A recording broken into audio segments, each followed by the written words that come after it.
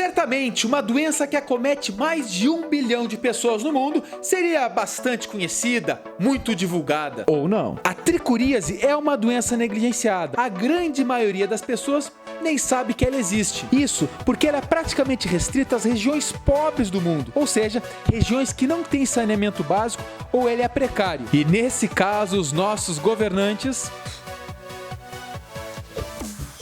Mas como sabemos que o conhecimento é a melhor arma contra todas as doenças, aqui estamos para falar de tricuríase, também chamada de tricurose. Fica ligado no vídeo após a vinheta.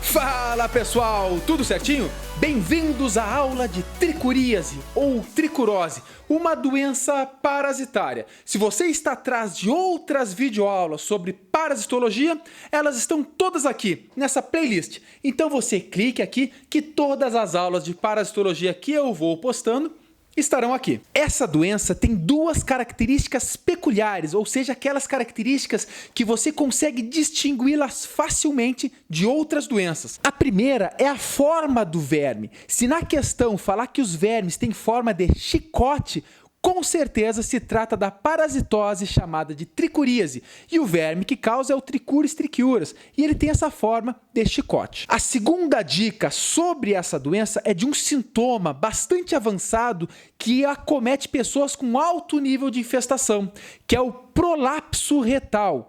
A infestação é tão grande que pode gerar uma irritação maciça no reto que gera este prolapso retal. Pessoal, a tricuríase é muito importante. Ela é uma doença cosmopolita, ou seja, ocorre no mundo inteiro, preferencialmente em regiões quentes e úmidas. Como eu falei para vocês, hoje no mundo, aproximadamente 1,5 bilhões de pessoas possuem essa parasitose. Mas é claro, ela é pouco falada porque ela é praticamente restrita aos países pobres, onde também o saneamento básico é inexistente ou precário. Pode parecer que não, mas hoje no mundo, 2,5 bilhões de pessoas não têm acesso ao saneamento básico. Mas vamos adiante. Qual é a espécie de verme que causa essa doença? A espécie é Trichuris trichiura, e fica ligado aí na classificação taxonômica deste verme. Trichuris trichiura pertence ao filo Nematoda. Lembre-se sempre, todos os vermes do filo Nematoda possuem o corpo cilíndrico, alongado e com as extremidades afiladas. Uma dica bastante importante para você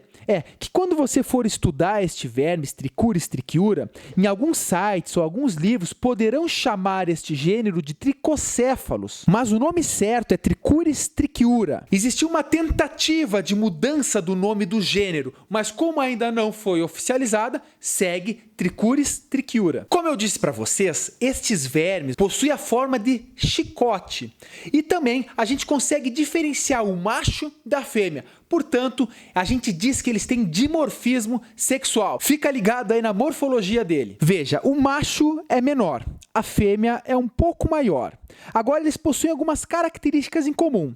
O que você tem que saber é que a região anterior, ou seja, a região da frente do corpo deles, é longa e afilada, fininha, correspondente a aproximadamente 2/3 do corpo, enquanto que a região posterior é mais espessa e, obviamente, ocupa 1/3 do corpo. O macho tem a extremidade posterior do corpo bastante curvada ou em espiral. Essa curva do macho facilita na cópula, enquanto que a extremidade posterior da fêmea é reta ou levemente curvada. Repara que a fêmea pode ter 4 ou até 5 centímetros, enquanto que o macho uns 3 centímetros. Lembre-se sempre, a fêmea geralmente é maior porque ela tem que fazer o amadurecimento dos ovos e colocar centenas ou milhares de ovos todos os dias.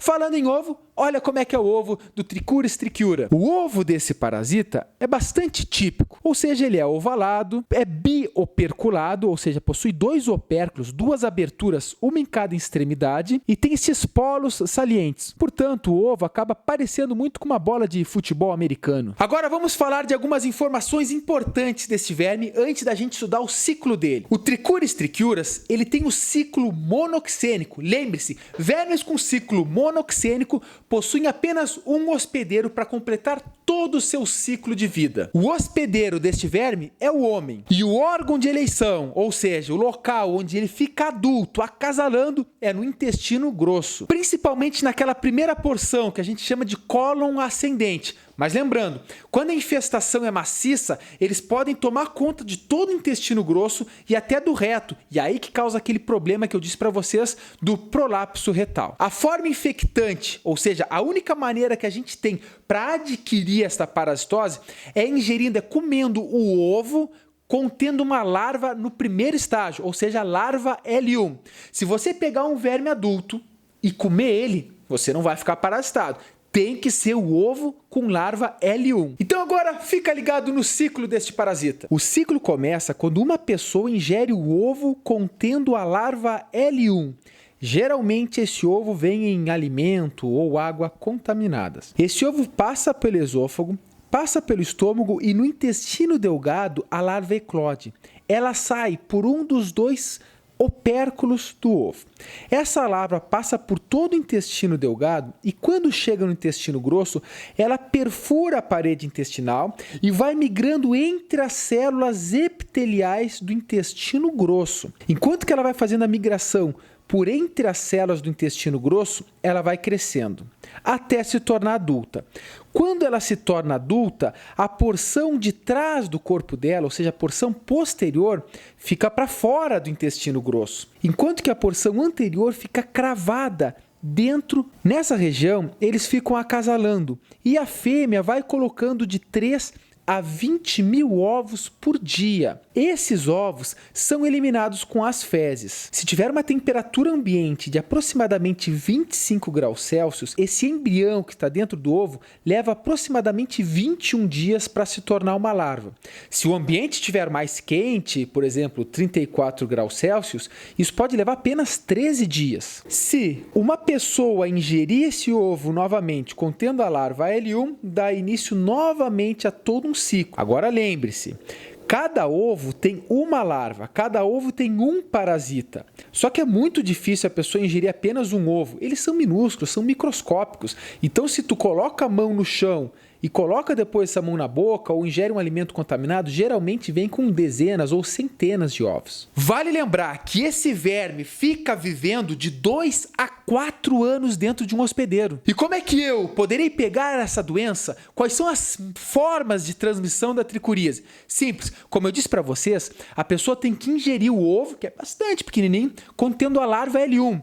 Só que veja bem, esse ovo geralmente chega nos alimentos, chega na água, a partir da eliminação por fezes de uma pessoa doente. Por isso que eu disse para vocês, regiões sem saneamento básico são críticas para essa parasitose, porque contamina a água, contamina alimentos, contamina o ambiente. Portanto, você vai contrair essa doença se ingerir água ou alimentos contaminados. Ou, claro, tem gente que vai aí nos valetões, aí, toma um banho e põe a mão lá na sujeira, mete a mão na boca.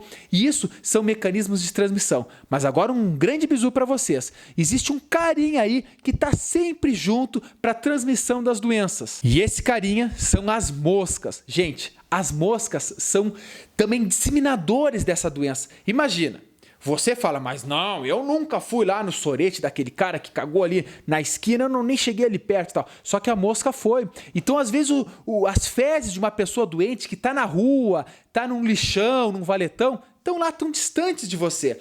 Mas a mosca estava lá naquela região, posou no sorete dele e nas perninhas delas os ovos se grudaram. Agora ela sai voando e vai até a tua casa. E a gente sabe que as moscas adoram voar por cima do bolo, por cima do alimento. Só o fato delas estarem voando por cima do alimento, esses ovos podem cair. E quando você ingerir aquele alimento que teoricamente estava super limpo, você acaba adquirindo a tricuríase. Por isso que as moscas, gente, também são importantes para disseminar diversas doenças parasitárias. E qual é a patogenia? Quais são os sintomas da tricuríase? São simples. Primeiro, pessoas que têm uma infestação muito pequena dessa parasitose são assintomáticos. Gente, a maioria das pessoas que têm essa doença são assintomáticos. Ou seja, o sintoma está ligado diretamente ao número de parasitas que está no teu intestino grosso. E lembra que eu disse para vocês, eles se fixam no nosso intestino, eles perfuram o epitélio. E isso gera uma irritação. Vai gerar diarreia, dores abdominais, gera uma alteração da função do intestino grosso, porque a irritação vai gerar um desequilíbrio da microbiota intestinal e, gente, em infestações maciças, quando os vermes tomam conta de todo o intestino grosso e inclusive do reto, a irritação é tão grande que gera o que a gente chama de prolapso retal. O prolapso retal é quando, literalmente, o reto sai para fora do ânus. Beleza, sabemos agora dos sintomas, da patogenia, do ciclo, de como é o verme, mas queremos saber agora quais são as medidas profiláticas, ou seja, qual é a profilaxia, como evitar essa parasitose. Como o homem é o hospedeiro dessa doença e como somos nós que fazemos a disseminação desses ovos, a primeira medida que temos que ter é saneamento básico. Governos, prefeituras, governo federal, estadual, saneamento básico. Se tem saneamento básico, é um investimento. Porque quando você faz esse saneamento básico, milhares, centenas de doenças são prevenidas. E aí você economiza também em saúde. Outra medida profilática é o que estamos fazendo aqui. Conhecimento. Tinha que ter mais divulgação dessas doenças que são facilmente evitadas. Quanto mais você conhece uma doença, menos essa doença tem chance de te acometer. Outra medida muito importante e bastante simples é tratar as pessoas doentes. Pessoal, se você trata a pessoa doente, você quebra o ciclo, porque ela para de eliminar os ovos. E, gente, sabe quanto custa um remédio para tratar essas parasitoses? Ascaridíase, ancilostomose? Gente, é um remédio que custa 5 pila.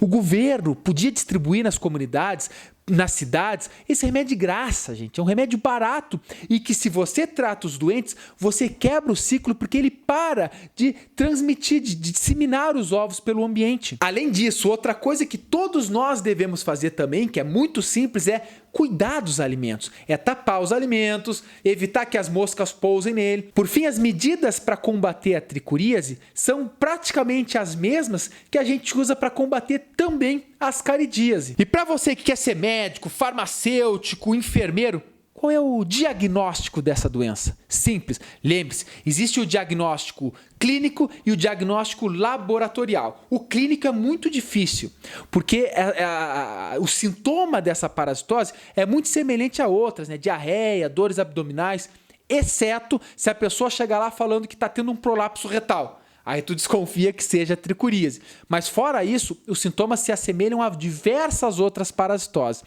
Então, se você é médico, você vai acabar solicitando para o seu paciente um exame de fezes. Se nas fezes o laboratório enxergar aqueles ovinhos, você vai, obviamente, ter o diagnóstico de tricuríase e trata com um remedinho de 5 pila. Um dos remédios mais famosos que tem o albendazol ou mebendazol. Mas lembre-se sempre, consultem o médico, porque todo medicamento pode ter um efeito colateral. E assim, chegamos ao final de mais uma videoaula. Não se esquece de dar o teu like felpudo. Fica aqui, gente, o meu grande abraço e até o próximo vídeo.